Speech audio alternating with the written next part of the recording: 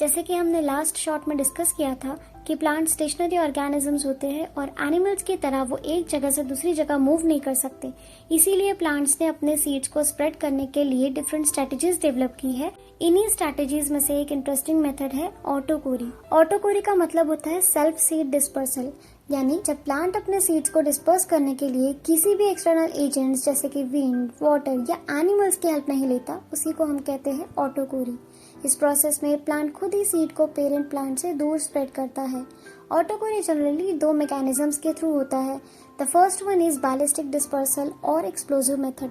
It is also known as ballochory. इसमें fruits mature होने के बाद सडनली बर्स्ट हो जाते हैं और सीड्स को फोर्स के साथ बाहर की तरफ फेंकते हैं। ये प्रोसेस मैकेनिकल टेंशन की वजह से होता है जो फ्रूट के टिश्यूज में डेवलप होता है। इसका एक कॉमन एग्जाम्पल भी है, दैट इज इम्पेशंस बाल्सेमिया। इस प्लांट के फ्रूट्स को अगर लाइटली टच भी करे तो वो तुरंत एक्सप्लोड हो जाते हैं और सीड्स को चारों तरफ स्कैटर कर देते हैं। इनमें कुछ और एग्जांपल्स भी आते हैं, जैसे कि ऑक्सैलिस कॉर्निकुलेटा, जिसे क्रीपिंग वुड सॉरल भी कहा जाता है। इस प्लांट के छोटे कैप्सूल टाइप फ्रूट्स जब मैच्योर होते हैं तो उनमें टेंशन डेवलप होता है और फिर ये कैप्सूल सडनली स्प्लिट होकर सीड्स को फोर्सफुली शूट कर देते हैं।